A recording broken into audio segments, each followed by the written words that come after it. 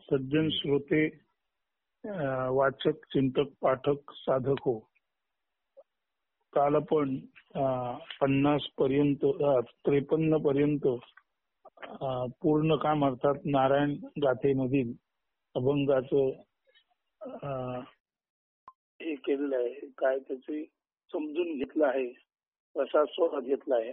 आता पुढे जाण्या अगोदर एक इथे सांगणं, नमूद करणं अत्यावश्यक आहे की अध्यात्मशास्त्र म्हणजे जे संपूर्ण आहे, जे पूर्ण आहे अशा अखंड ब्रह्माबद्दल समजून घेणं आणि अध्यात्म विद्या म्हणजे ती जी पूर्णता आहे ती पूर्णता आपल्या अंगी बाणवणं आणि पूर्णतेच्या दृष्टीने जे जे योग्य ते करणं, सांगणं, बोलणं, त्याच्यामध्येच संपूर्ण सत्य जसंच्या तसं अंमलात आणणं, स्वतः वागणं, तसं बोलणं, इतरांना सांगणं हे येतं. अशा अर्थी विचार करता आपण सर्वजण म्हणजे याच्या जीव जगत आणि अर्थात सर्व माणूस ही एका त्या पूर्णाचीच लेकरं आहोत. म्हणून पूर्णाला धक्का लागणार नाही आणि अपूर्णाला पूर्णाचा कोणताही त्रास किंवा अपूर्णामुळे पूर्णाला कोणतीही त्याच्या स्थितीमध्ये विचलितता येणार नाही, यासाठी जे जे सांगणं आहे ते त्या सांगणं आवश्यक आहे. ते बिलकुल निरपेक्ष सत्य आहे. त्याच्यामध्ये कोणत्याही तऱ्हेचा व्यक्तिगत भाव नाही. हे व्यक्ती विरहित, व्यक्ती निरपेक्ष तत्वज्ञान आहे. पण तरी सुद्धा नुसतं सत्य समजून उपयोग नाही, तर सत्यासाठी आग्रही असणं आणि त्या सत्याच आपल्या जीवनात, मग ते वाणीत असो, वर्तनात असो, जास्तीत जास्त शुद्ध वर्तन करणे आवश्यक आहे. अशा अर्थाने अध्यात्म विद्या म्हणजे नुसतं अध्यात्माचं शास्त्र सांगणं आणि बाकी आम्हा काय त्याचे म्हणून बाजूला राहणं असं होत नाही. त्याकरता सत्य सांगताना जर अनाहूतपणे असत्याला धक्का पोचला तर त्याचा विचार किंवा त्याचं चिंतन सत्य ज्ञानी म्हणजे तुम्ही आम्ही सर्वच यांना करायची बिलकुल आवश्यकता नाही. आपलं वर्तन हे उपभोग शून्य स्वामी असेल तर आणि तरच, मग म्हणजे तक्तेन भुंजिता या वृत्तीने जर राजा वागत असेल तर आणि तरच जनता, प्रजा नव्हे संपूर्ण पृथ्वी, संपूर्ण अस्तित्व सुखात नांदू शकतो, या तत्वावर आधारित आहे. आता ते तत्व मांडताना जर विरोधी तत्व म्हणजे प्रकाश सांगताना प्रकाशाची नेमकी तीव्रता स्पष्ट करण्यासाठी अंधाराची मलिनता, ज्ञान सांगताना ज्ञानाचं महत्व विशद करण्यासाठी अज्ञानाचं कमीपण सांगणं, याच्यामध्ये कुठल्याही व्यक्तिदोषाला जागा नाही. तर हे संपूर्णतया वैश्विक हिताचं आहे, तेच बोललं जाईल. वसुधैव कुटुंबकम आहे तेच बोललं जाईल आणि तेच वर्तन आपल्या चालण्या, वागण्यात, बोलण्यात असेल तरच खऱ्या अर्थाने अध्यात्म विद्येची जी प्राप्ती म्हणजे साक्षात्कार, आत्मज्ञान होऊ शकते.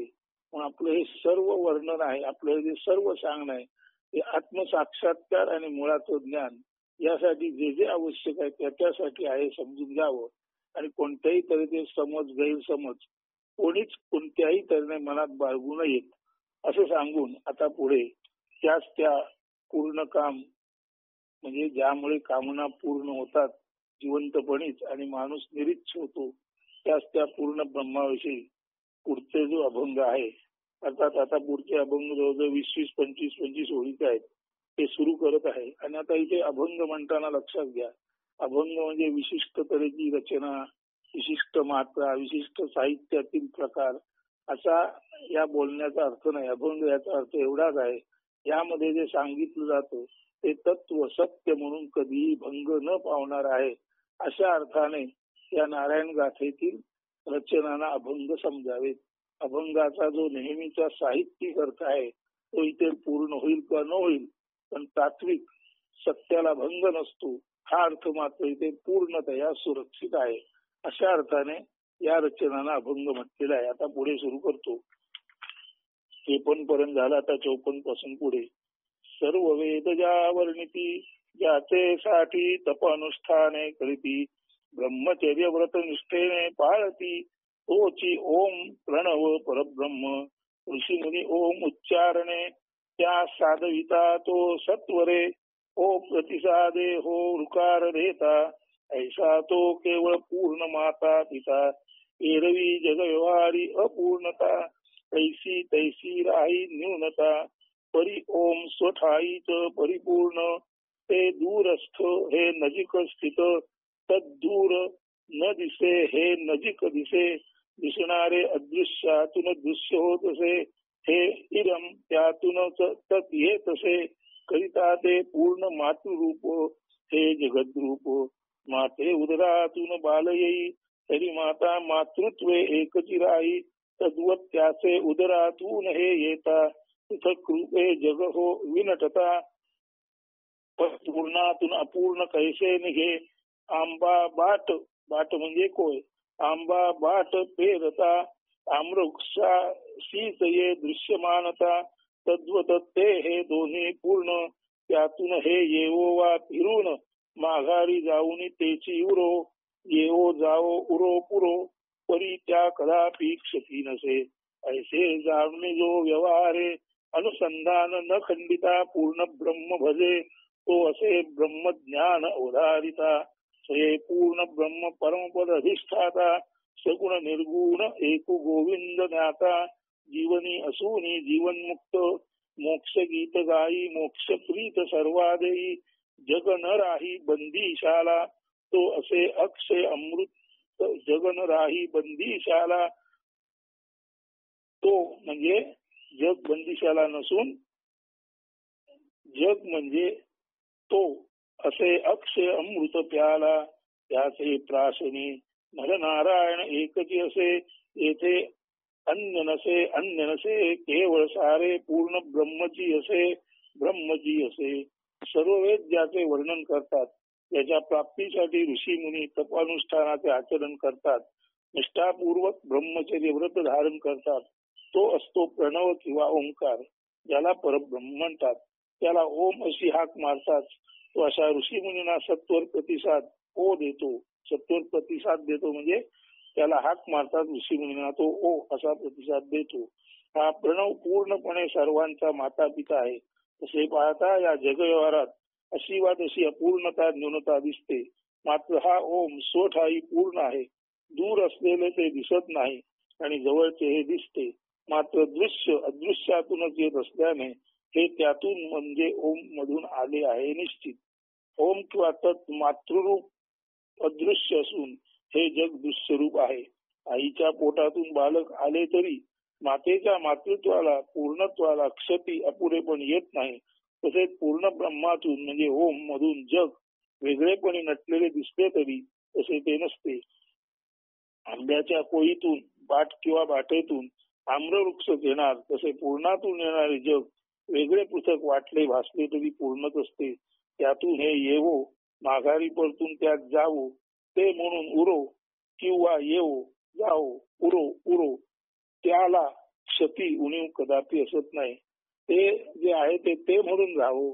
तर ते मधून हे येवो हे इथे राहो हे परत तिथे जावो. तरी सुद्धा तेला कोणत्याही तऱ्हेची द दॅटला कोणत्याही तऱ्हेची क्षती नसते. म्हणजे ओमला किंवा द दॅटला कोणत्याही तऱ्हेची क्षती नसते. आणि हे जे ओम किंवा खऱ्या अर्थाने द दॅट आहे ते बघायला गेलं तर नथिंग आहे. पण त्या नथिंग मधूनच हे सर्व जग आलेलं आहे. म्हणून सर्व काही पूर्णातून आलेलं आहे. पण ज्याला पूर्ण म्हणावं ते नेमकं असं काही नसतं. म्हणून पूर्ण किंवा शून्य हेच ते ओम किंवा द दॅट आहे. त्याच्यातून सारे येते सारे परत तिथे जाते. येणारे जाणारे म्हणून अदृश्य होते किंवा दृश्यमान होते. पण तू ते जिथून येते आणि ते जिथे परत जाते ते ओम दॅट पूर्ण मात्र जसेच्या तसे अक्षुण म्हणजे अचल आढळत असते. त्याला कोणत्याही तऱ्हेची क्षती उणीव कदापि असत नाही.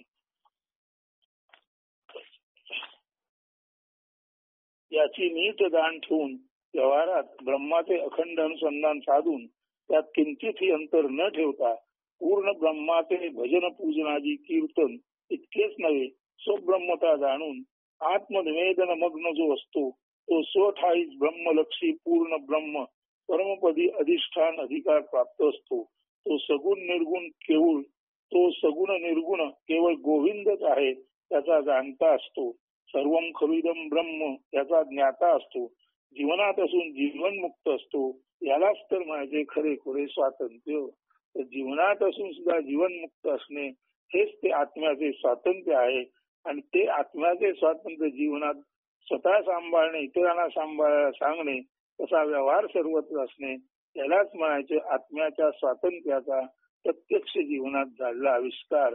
म्हणून आत्मस्वातंत्र्य जीवनात अवतरणे किंवा जीवनात अंमलात आणणे यालाच म्हणायचं अप्लाइड सायन्स ऑफ आत्मविद्या, म्हणजे आत्मविद्येचे व्यवहारात अवतरणे.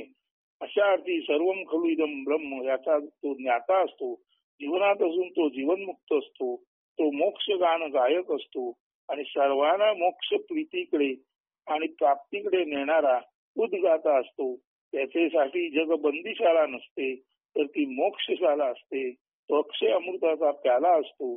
याच्या प्राशराने नरनारायण एकच असल्याची प्रचिती येते. तेथे अन्यता नाही, केवळ अनन्यता, पूर्ण ब्रह्मैक्यता असते. 55 स्पर्श गंध रुची दर्शन श्रवण अवघा भरला नारायण. मुळे मुळी आता दिखवणे पण केवळ सारा नारायण, केवळ सारा नारायण. तर असे हे सर्व जनिते ब्रह्म किंवा नारायण त्याच्या नाक, जीभ, डोळे आणि कान याद्वारे स्पर्शगंध रुची म्हणजे चव, दृश्य आणि श्रवण म्हणजे ऐकणे यांचा पंचविध लाभ घेत असते. खरे तर नारायणच नरनारी मुखे ब्रह्माची चव टाकत असतो. पंचज्ञानेंद्रियांद्वारे होणारे पंचविध ज्ञान 5 प्रकारे उमटले दृश्यमान झाले तरी ते वास्तवात एकविध ब्रह्मज्ञानच असते. श्रवण म्हणजे कान किंवा श्रवण म्हणजे श्रवणाद्वारे जे ऐकले जाते ते. पुढे आता अभंग नंबर 56. क्रिया जाण भाव रूप सहज तत्व प्रकाशत असे. क्रिया जाण भाव रूप सहज तत्व प्रकाशत असे. आदिष्ठानी अधिष्ठान नारायण नाव त्या असे. नर नारी हरी मूळ प्राणहृत मंदिरी सोहम असे. मी कर्ता रूप कर्म ज्ञान भक्ती साकारत असे. क्रिया जाण भाव रूप सहज तत्व प्रकाशित असे. आदिष्ठाने अधिष्ठान नारायण नाव त्या असे. नरनारी हरी मूळ प्राणहृद मंदिरी सोहम असे. मी कर्ता रूप कर्म ज्ञान भक्ती साकारत असे. अर्थ सर्व अस्तित्वात सहज क्रिया, सहज जाणीव व सहज भाव यांनी सम्मिलित व्याप्त असलेले एक तत्व, दैदिप्यमान सुदर्शनासारखे प्रकाशमान देखणे पण असलेले निरंतर वर्तुळाकार फिरत असते. सर्वांच्या आधी अधिष्ठान म्हणून असणाऱ्या या आदितत्वालाच नारायण तत्व असे समजावे. नरनारी यांचे मूळ हरिरूपच उदय मंदिरात प्राण म्हणून सोहम हंसा असे अजपा पद्धतीने खास कर्म म्हणून नव्हे तर सहज क्रिया म्हणून श्वासोश्वासित असते. हा प्राणरूप नारायण हेच सर्व जीवांनी त्यांचे सोबत जन्मजात आणले बीज भांडवल म्हणजे सीड कॅपिटल असते. ही जीवासह वर्तमान आलेली शिदोरीच जीवाला नरनारी यांना त्यांच्या मूळ शुद्ध स्वरूपातून विकारी मी रूपात आणते. त्या कारणाने क्रिया जाण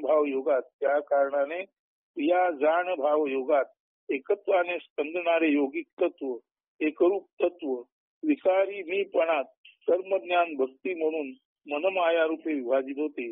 स्वते मीपणातील विकारवश होणे मूळ आदी योगाला स्व हा नारायण जो क्रिया जाण भाव एकत्वाने आदियोगी असून एकच एक या अनन्यत्वाने केवळ असणारा कैवल्य मात्र असतो. ध्यानात घ्या, आदियोगामध्ये स्व म्हणजे आत्मतत्व हाच तो नारायण जो क्रिया जाण आणि भाव म्हणजे जो क्रिया म्हणजे कुठलंही घडणारं सहज कर्म, सहज क्रिया, कोणतीही सहज क्रिया त्या क्रियेला जाणणे आणि क्रिया जाण आणि त्यातून निर्माण होणारा भाव म्हणून हा जो स्व आहे, हा जो नारायण आहे तो क्रिया जाण भाव यांच्या एकत्वात आदियोगी म्हणून एकच एक या अनन्यत्वाने, एकच एक दुसरा नाही अशा अनन्यत्वाने केवळ असणारा कैवल्य मात्र असतो. म्हणून आदियोगात हा जो स्व आहे नारायण आहे तोच कैवल्य मात्र केवळ असणेपणी असतो. स्व ते मी म्हणून विकरित होताना स्वधनाला स्वसामर्थ्य व क्षमतेला म्हणजेच क्रियाजान भाव क्षमतेला कर्मज्ञान भक्ती रूपे विवर्तित करतो. जेव्हा स्व जीव रूपात येतो, जेव्हा शिव जीव रूपात येतो, जेव्हा नारायण कोणी अमुक तमुक म्हणून जन्माला येतो तेव्हा त्याचे जे कैवल्य तत्व असते ते थोडेसे विकरित होते आणि हा जो स्व असतो तो मी मध्ये रूपांतरित होतो, अनेकानेक मी मध्ये रूपांतरित होतो आणि हे जे स्वधन आहे हे स्वरूप धन आहे ते अनेक मी मध्ये फाकले जाते.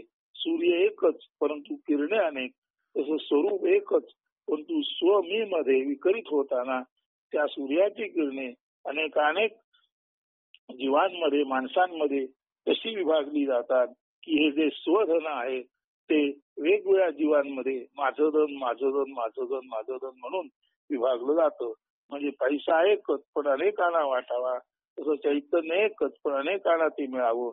तशा पद्धतीने हे स्वधन आहे ते जीवामध्ये येताना वेगवेगळ्या पद्धतीने वाटले जाते, विखुरले जाते.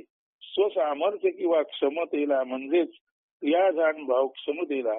स्वचं सामर्थ्य काय तर क्रिया, तिचे जाणणे आणि भाव. तर स्वसामर्थ्य स्वरूपाचं स्वसामर्थ्य किंवा क्रियाजान भाव ही क्षमताच व्यक्तीमध्ये कर्मज्ञान भक्ती रूपे विवर्तित होते. म्हणजे क्रिया जाण भाव ही जी क्षमता आहे तीच क्षमता, तीच क्रिया, तिची जाण आणि तिचा भाव ही जी क्रिया आहे ती तीन तऱ्हेने कर्मज्ञान भक्ती रूपे विवर्तित होते. आणि कर्मज्ञान भक्ती रूपे क्रिया जेव्हा विभागली जाते तेव्हा त्या क्रियेनुसार जाणीव बदलते आणि भाव बदलतो. म्हणून स्वरूपाची क्रिया जाण भाव क्षमता व्यक्तीमध्ये कर्मज्ञान भक्ती रूपे विवर्तित होते आणि त्या पद्धतीने जाणीव आणि भाव याच्यामध्ये सुद्धा परिवर्तन होते. हे सारे फार क्लिष्ट वाटले तरी आता संक्षेपाने पण सोपेपणाने पहा. मूळ ज्याला स्व किंवा सोहम हंसा असे संबोधले किंवा तत्व म्हणून नावाजले जाते हे अनंग म्हणजे अशरीरी असते. त्यामध्ये क्रिया जाण भाव एकत्वाने क्षमता रूपे म्हणजे चैतन्य रूपे निहित म्हणजे साठवलेले असतात. पाण्यावर तरंगफेज बुडबुडे दिसले तरी ते पाण्याचे विकारी मात्र भासमान रूपच असते. मूळ पाणीच असते. अगदी तसेच स्व म्हणजे वास्तवात अखंड अनंग म्हणजे शरीर नसलेलं, अखंड अमेय मोजता न येणार. अगदी तसेच स्व म्हणजे वास्तवात अखंड म्हणजे खंड नसलेले, अनंग शरीर नसलेले, अमेय मोजता न येणार चैतन्यच असते. म्हणून स्व म्हणजे वास्तवात अखंड अनेय अमेय अखंड अनंग अमेय चैतन्यच असते. या जाण भाव रूपे चैतन्य सहज सक्षम असते आणि हे जे चैतन्य आहे ते क्रिया जाणीव आणि भाव या रूपाने त्याच्या अखंडपणात, अनंगपणात म्हणजे अशरीरीपणात आणि अमेयपणात म्हणजे न मोजता येणाऱ्या असणेपणात हे स्वरूप क्रियाजान भाव रूपे चैतन्य म्हणून सहज सक्षम असते.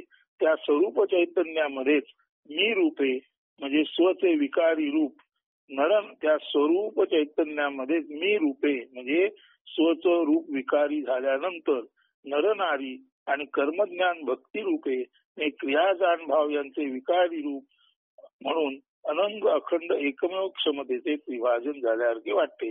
म्हणजे अखंड स्वच मी मध्ये विभाजन होतं आणि त्याची क्रियाजान भाव आहे ती क्रिया स्वाभाविकच ज्ञान भक्ती कर्म म्हणून तीन तऱ्हेच्या विभाजित होतात आणि त्या पद्धतीने जाणीव आणि भाव यांच्यामध्ये सत विभाजन होते.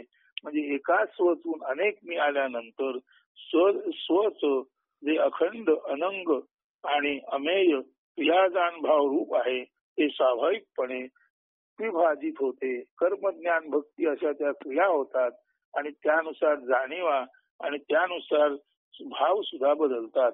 अनंग स्वसांग होताना अनंग स्व म्हणजे जो स्व आहे त्याला शरीर नाही, तो सांग म्हणजे शरीरी होताना हे मी आणि कर्मज्ञान भक्ती असे क्षमतेचे विभाजन होते.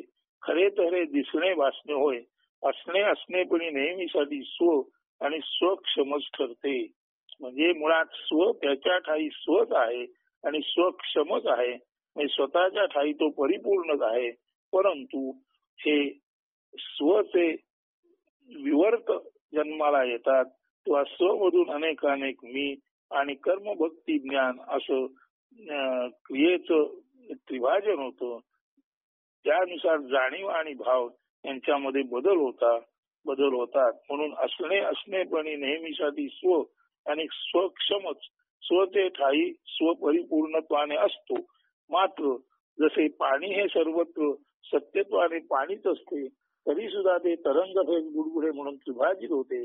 तसंच स्व हा स्व म्हणून स्वठाई नेहमीच अखंड आहे, तो अशरीरी आहे, तो अमेय आहे.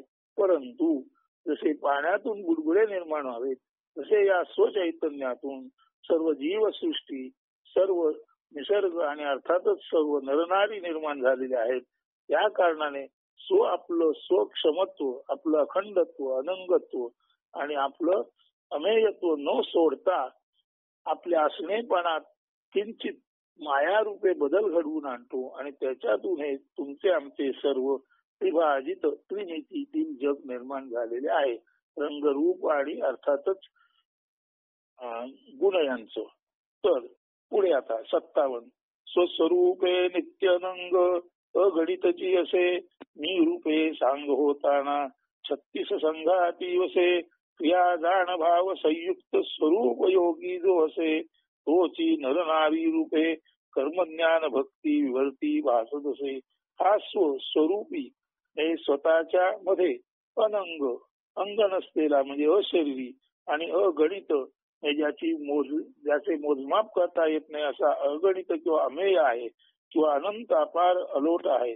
मात्र तोच मी रूपे देह मनधारी 36 तत्वांच्या संघातात म्हणजे माणूस म्हणून आल्यानंतर कायेमध्ये येतो आणि क्रीडा करतो. तो स्वरूप योगात म्हणजे तो ध्यानात असताना स्वच्या एकत्र तो स्वरूप योगात म्हणजे हा माणूस जेव्हा ध्यानात असतो तेव्हा स्वच्या एकत्वात क्रियाजान भाव संयुक्त कैवल्यात असतो. मात्र नरनारी रूपे द्वैतात असताना तो कर्मज्ञान भक्ती त्रिविध क्रीडेत रमलेला असतो. म्हणजे द्वैतात कर्मज्ञान भक्ती या त्रिविध क्रीडेत आणि जाणीव आणि ज्ञानात असणारा अद्वैतात स्वमध्ये मात्र केवळ असणेपणी, केवळ अखंड, केवळ अशरीरी आणि केवळ अमेय किंवा अगणित न मोजता येणारा असतो.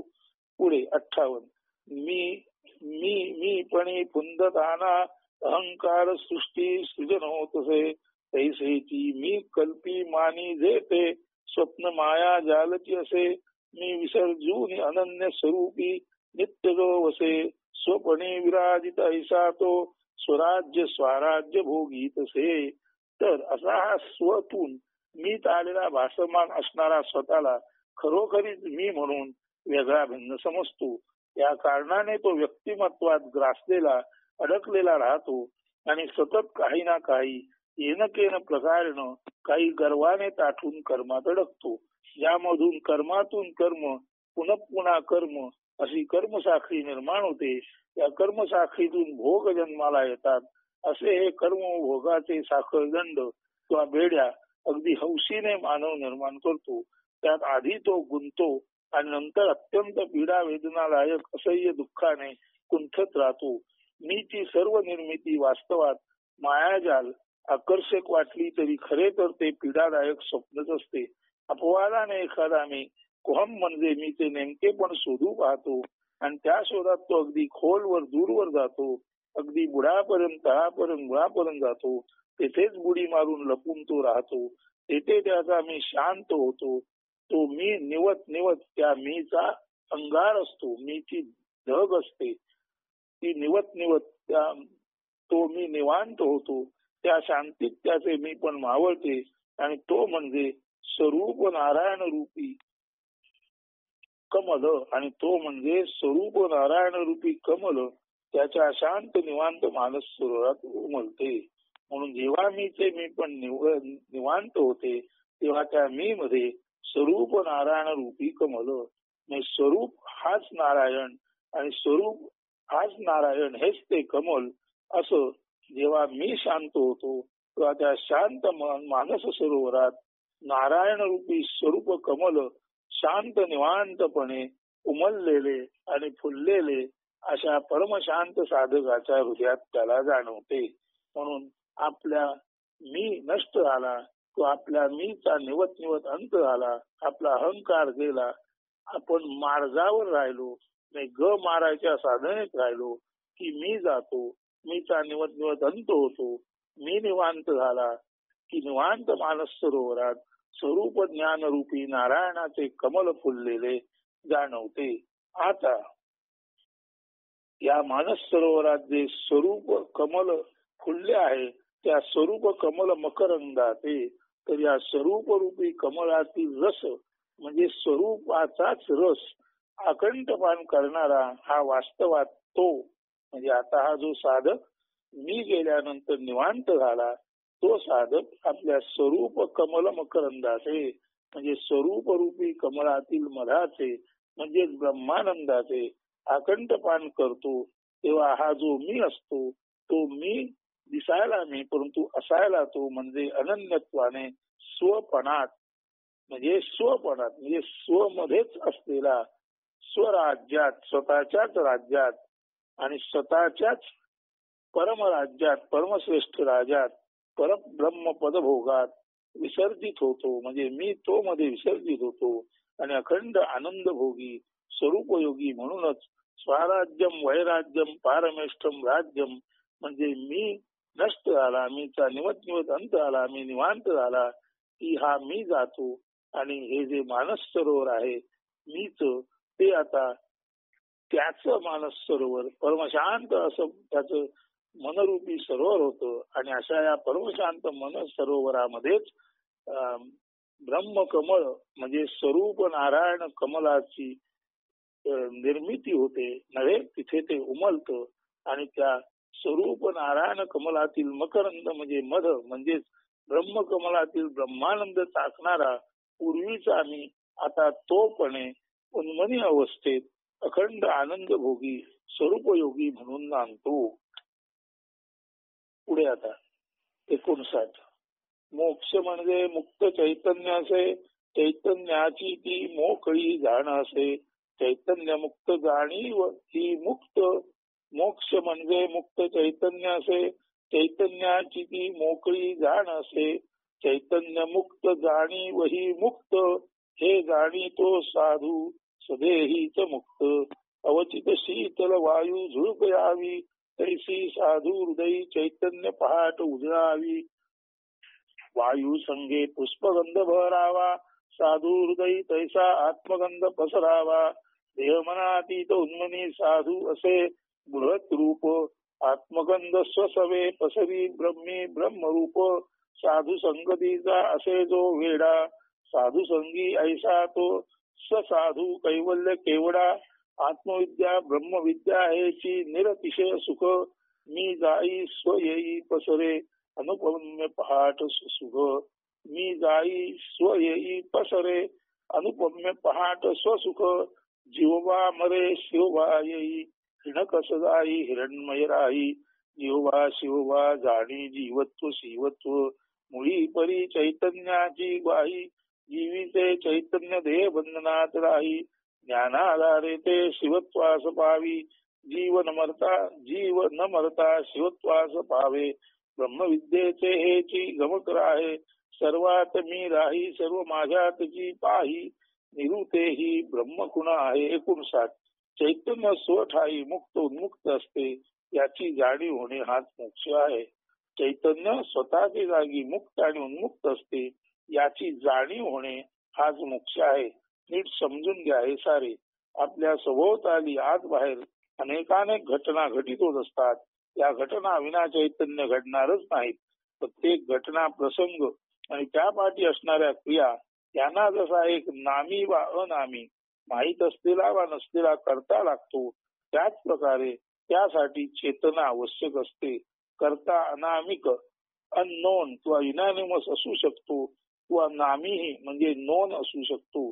कधी कधी निसर्ग सुद्धा त्याचे नकळत कर्त्याची भूमिका निभावत असतो. मात्र यासाठी चेतना आवश्यक असते. झाडाचे पानही विना चेतना हलू शकत नाही. म्हणजे साऱ्या अस्तित्वाचे अधिष्ठान चैतन्यच आहे. हे सारे लिहिताना, सांगताना, वाचता, ऐकताना व समजून देता घेताना ही चैतन्यच लागते. हे उघड आहे. तर असे हे चैतन्य स्वभावे मुक्त असते. त्याची समज व उमज ज्याला नीट होते तो अनायासे त्याच्या जाणीवांच्या पातळीला मुक्त होतो. हाच तो खराखुरा मोक्ष. जेथे मुक्त जाणीवांची हालचाल विना अटकाव, चाकोरी, प्रणाली, संस्कृती, संस्कार, जातपात, कुलगोत्र, राष्ट्र यांनी अस्पर्शित, संपूर्णतया निर्दोष व प्रमाद राहित्याने म्हणजे अजिबात दोष राहत नाही अशा असणेपणात होत असते. चैतन्य मुक्त, जाणीव मुक्त, जाणताही चैतन्य मुक्त, जाणीव मुक्त, जाणताही मुक्त. हे जो जाणतो तोच साधू, जो सदेही देह असतानाही मुक्तच असतो. अशा तीव्र संवेगी साधू हृदयात अस्तित्वाचा अर्थ ध्यान प्रवाहात असता असता सहज उलगडतो. अवचित वाऱ्याची शीतलस्पर्शी झुळूक यावी तशी मुक्त चैतन्याची मोक्षदा पहाट साधू हृदयात उजळते. वायुसंगे पुष्पगंध पसरावा तसा साधू हृदयात आत्मगंध पसरतो. देह मनातीत साधू इतका काही बृहत विराट होतो की तो त्याला जाणवलेला उन्मनी अवस्थेतला आत्मगंध म्हणजे सर्वत्र प्रेम भरले पण ज्या गंधात आहे असा तो आत्मगंध किंवा सर्व प्रेम रूपी धरणारा असा हा प्रेमगंध स्वतःच अखिल अस्तित्वात म्हणजे ब्रह्मात पखरून टाकतो. आत्मगंधवान साधू स्वसहित ब्रह्मरूप होता होता ब्रह्मही आनंदाने आत्मगंधाने भरून व भारून टाकतो. अशा या साधू संतीसाठी जो आशिष्टेला असतो तो साधू सहवासात आल्यावर साधू सह कैवल्य केवड्याचा वेडा होतो. कैवल्य केवड्याचे वेड म्हणजे नामरूपाधिक उपाधी रहित व्यक्तित्व रहित असूनही सर्वत्र आपणच भरून असल्याची सर्व व्याप्त सर्व समर्थ सर्वज्ञतेची अतिविशेष अखंड अनुभूती. हीच ती आत्मविद्या. सर्वत्र आपला आपणालाच अनुभव येणे. सर्वत्र आपला आपणालाच अनुभव येणे. आत्मविद्या ही अखिल अस्तित्वाला व्यापून उरते. अशा अर्थी ही ब्रह्मविद्या किंवा भूमाविद्या सर्वत्र मी तू रहित विराटतेने आपण आपलेच अस्तित्व जाणणे अशा अर्थी ही आत्मविद्या म्हणजे ब्रह्मविद्या किंवा विराट अस्तित्वाची जाणीव देणारी भूमाविद्या आहे. अशी ही अद्भुत आत्मविद्या ब्रह्मविद्या निरतिशय सुखपूर्ण असते. यामध्ये मी जातो आणि त्याचे अधिष्ठान स्व जाणवते. अशी स्वसुखाची अनुपमेय पहाट उगवणे हाच आत्मविद्येचा प्रसाद होय. यामुळे विराट सुख म्हणजे यो वै भूमातच सुखम अनुभूत होते. जीवबा म्हणजे जीवदशा संपते आणि शिवबा म्हणजे शिवदशा सहज साध्य होते. प्रत्येक जीव चैतन्याचीच संतती आहे, अपत्य आहे. मात्र या चैतन्याला देह मन मर्यादा आहे. हे मर्यादित चैतन्य अधिष्ठान रूपी अमर्यादित शिव म्हणजे वेश किंवा मर्यादा ही मर्यादा जी जीव आत्मज्ञानाने ओलांडतो आणि शिवत्वास म्हणजे पावित्र्य कल्याण मंगलतेचा स्वामी जो शिवशंकर त्याच्या रूपास मिळून शिवरूपच होतो. जीवबा जातो शिवबा उरतो. तर नीट समजून घ्या, प्रत्येक जीव चैतन्याची संतती आहे, अपत्य आहे. मात्र या चैतन्याला देह मन मर्यादा आहे. हे मर्यादित चैतन्य अधिष्ठान रूपी अमर्यादित हे जे मर्यादित चैतन्य आहे त्याचं अधिष्ठान मात्र अमर्यादित आहे. ते अधिष्ठान म्हणजे स्वरूप आहे. ते अमर्यादित अधिष्ठान म्हणजे तो शिव आहे. तेव्हा हे मर्यादित चैतन्य जोपर्यंत देह मनाधारित आहे तोपर्यंत मर्यादितच असते. मात्र एकदा देह मनाची शिव म्हणजे वेश मर्यादा ओलांडली, एकदा जीवाने आपण अमर्याद चैतन्य आहोत आणि देह मनात असलो तरी देह मनाची शिव म्हणजे वेश ओलांडायचा आपला जन्मसिद्ध हक्क आहे. हे एकदा त्याच्या ध्यानात आलं की स्वतःला हा जीव देह मनाने मर्यादित न समजता उन्मनी भावात जातो. शिव म्हणजे तो जीवाची मर्यादा ओलांडतो आणि तो जीव आत्मज्ञानाने आपली वेश ओलांडतो आणि खऱ्या अर्थाने शिवत्वास म्हणजे पावित्र्य कल्याण मंगलतेचा स्वामी जो शिवशंकर त्याच्या रूपास म्हणून स्वतः शिवच होतो. जीवबा जातो शिवबा उरतो. म्हणजे जीवाने आपली देह मनाची वेश ओलांडली की जीवबा गेला म्हणजे जीव मेला आणि शिवबा आला म्हणजे शिव आला. जीव गेला आणि शिव आला म्हणजे दिसायला जीव जसा आहे तसाच असतो, पण भावरूपाने असायला जीवबा गेला. त्याने देहमनाची वेस ओलांडली, शिव ओलांडली आणि देहमनाची शिव ओलांडल्यानंतर जीव आपोआप शिव झाला. दिसायला जीव आणि असायला शिव, अशा तऱ्हेने तो जीवनमुक्त असतो. म्हणजे जीवबा जातो आणि शिवबा उतरतो. शिवरूप हा जीवबाचा शिवबा होणे यालाच म्हणायचं आपल्या जीवनाचे जिवंत असताना होणारे परमोच्च कल्याण. तर जीवरूप शिवरूप होते, हंकस जाते आणि हिरणमय सोन्यासारखे लखलखीत जे असते ते स्वरूप उरते. जीवबा शिवबा हे अनुक्रमे जीवत्व शिवत्व असले तरी मूलतः ते प्रखर चैतन्यच आहे. जीवबा शिवबा हे मूलतः जीवबा शिवबा हे अनुक्रमे जीवबा म्हणजे जीवत्व आणि शिवबा म्हणजे शिवत्व किंवा जीवबा शिवबा हे अनुक्रमे जीवत्व शिवत्व असले तरी मूलतः ते प्रखर चैतन्यच आहे. ते पूर्ण ब्रह्मच आहे. जीवामध्ये अखिल चैतन्याच्या तुलनेत बिंदुवत असलेले चैतन्य चैतन्याच्या विशुद्ध ज्ञानामुळे चैतन्य बिंदुवत वा सिंधुवत अनुरेणू इतके वा आकाशवत सर्व व्याप्त असो. सत्य शेवटी एक तेच समग्र आणि समग्र तेच एक याची जाण किंवा द्वैत अद्वैताचे भान प्राप्त झाल्यामुळे आपले मर्यादित तो सांडून साऱ्या त्रिमिती ओलांडून केवळ ब्रह्मैक्य परिमिती ब्रह्म एक व एकम असल्याची जाण म्हणजेच शिवरूपात नांदते. परत समजून घ्या, जीवबा आणि शिवबा हे दिसायला जीव आणि शिव असले तरी एकदा का जीवाला आपलं शिवत्व गाठायचं ध्यास निर्माण झाला की जीव आपलं देह मनरूपी 36 तत्वरूपी जी शिव आहे, वेस आहे, मर्यादा आहे ती ओलांडून उन्मनी होतो. आणि तो एकदा का उन्मनी झाला की जीवबा जीवत्व सोडून उन्मनी झाल्यामुळे त्या पवित्र शिवाला भेटतो आणि जीवबाचाच शिवबा होतो. एकदा का बिंदूला कळलं की मूलतः आपण सिंधूच आहोत. एकदा का काजव्याला कळलं की आपला प्रकाश म्हणजे मूलतः सूर्याचाच प्रकाश आहे, की काजव्याचा सूर्य व्हावा, बिंदूचा सिंधू व्हावा, तसा जीवबाचा शिवबा होतो. आणि खरं तर मूलतः अखंडातूनच खंडित आलेलं असल्यामुळे कोणी नीट पाहिलं तर आपण खंडित नसून अखंडित आहोत. आपण मोजता येणारे नसून अमेय आहोत. आपण शरीरी नसून आपण अशरीरी म्हणजे अनंग आहोत. हे ज्ञान व्हायला थोड्याशा चिंतनाने प्रत्येकाला हे ज्ञान होणं शक्य आहे. हे लक्षात घेतलं तर जिवंतपणेच आपण जीव नसून शिव आहोत. आपण बिंदू नसून सिंधू आहोत. आपण काजवा नसून प्रकाश आहोत. नव्हे, आपण केवळ आणि केवळ ते भूमा विराट ब्रह्मतत्व आहोत. हे जाणणे बिलकुल कठीण नाही. म्हणून एकदा का आपल्या मर्यादितांचे ज्ञान झाले की ज्याचे ज्ञान झाले, ज्याला आपला दोष कळला, ज्याला आपला अवगुण कळला, त्याला तो टाकणे तसे शक्य होते. जसं एकदा का कळलं की इच्छा सततच्या इच्छेमुळे मी दुःखी होतो, तर दुःखी न होण्याचा मार्ग काय? इच्छा रहित होणं. सततच्या कामना माणसाला दुःखी करतात. हे लक्षात आलं तर त्या कामना संपवणं आणि पूर्ण काम होणं हाच तो प्रकार आहे. जीवबातून शिवबा, बिंदूतून सिंधू आणि काजव्यातून सूर्य होण्याचा हेच ते आहे. मीपणातून स्वरूपात म्हणजे आपल्या मूळ स्वरूपात जाण्यासाठी आपणाला बघा, आपल्या मूळ स्वमधून आपण मी म्हणून आलो. आता या मी मधून आपल्या मूळ स्वरूपात जाण्यासाठी बिंदूला सिंधूत उडी मारायचे, काजव्याला सूर्याचं ध्यान करायचे आणि जीवाला शिवाचं ध्यान करायचे.